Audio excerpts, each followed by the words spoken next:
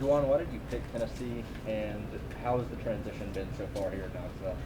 Well, I really picked Tennessee because of the coaching staff, the conference. A lot went into it, but the transition been smooth. I love like the versatility of like how offenses are ran. I've been watching some film.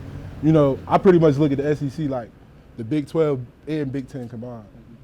So What's it like now with the thought of Texas possibly joining the league that you just came to?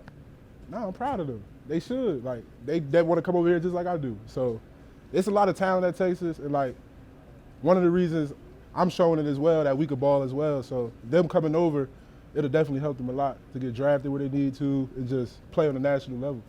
You're a new guy, but obviously you've played a bunch. Do you feel like that you need to take a leadership role because of that? Oh yeah, definitely, definitely. When I first came here, like I got two rays, even though they both rays, but the standard, I know the standard that it needs to be. I know what it look like when it's not there, and I look at myself in the mirror first when it's not there.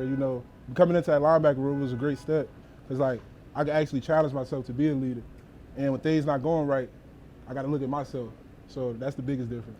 You led Texas in tackles last year. What allowed you to do that? Just being dialed in, building a routine. I found a routine that really helped me. Monday through Wednesday, I would have my coach pick me up 5:45, being there with the D-stab, breaking down field.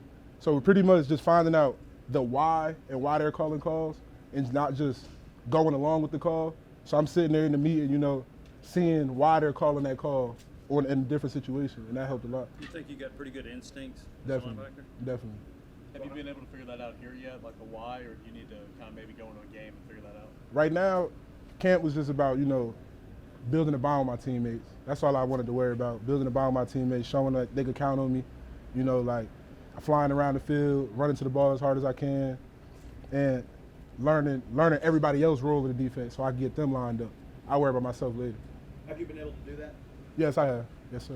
How much time have you had to spend in the film room trying to familiarize yourself with this defense over the course of the past few months? A lot because at first I didn't have an iPad, so I would always have to come in here and just bother them and get on their nerves. But now I got an iPad, so I could, mix it up a lot now. When did you get the iPad? Like a week before camp.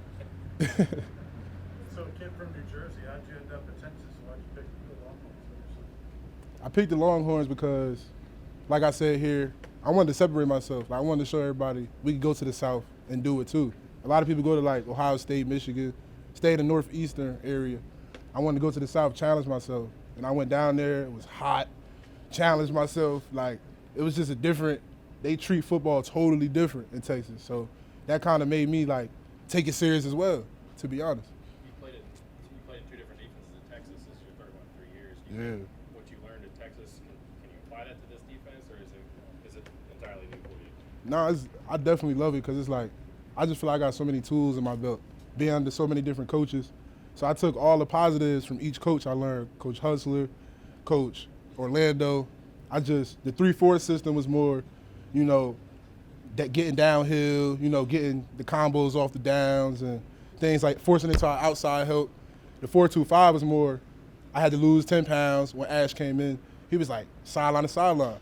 So that's what now we in the 4-2-5 still, so I feel I'm ready for this defense. When you committed, you said you were the type of guy that would stick your head in a fan that didn't phase you. When you're practicing out here with your new teammates, what are some guys, or who are some guys that have stood out as guys that are not afraid to stick their head in the fan? Oh yeah, Jeremy. So Jeremy Banks, he just like me when it comes to the physicality and things like that. I feel like just as a defense, we got to get more on the mental side of things. But physicality is not a problem right now. It's not. So you think the physicality these first couple of weeks of fall camp is where it needs to be? Yes, definitely. Yep.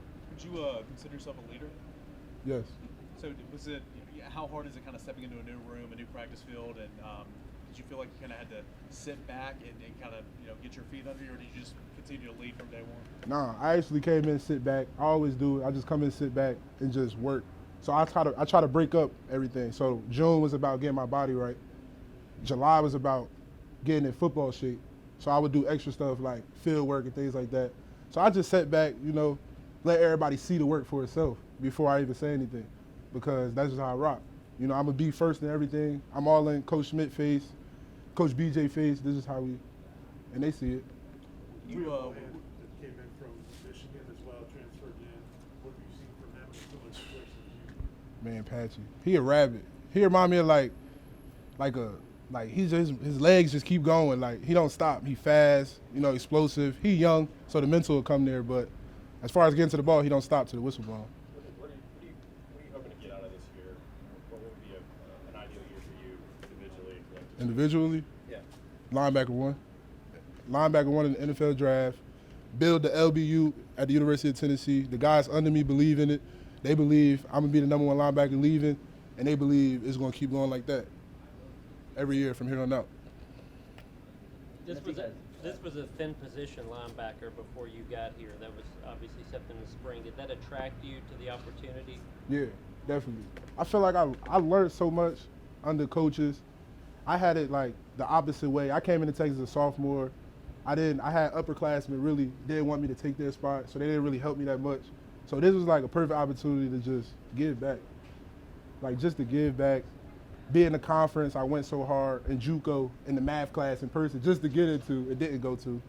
So this was just a perfect opportunity to give back, get everybody to just win.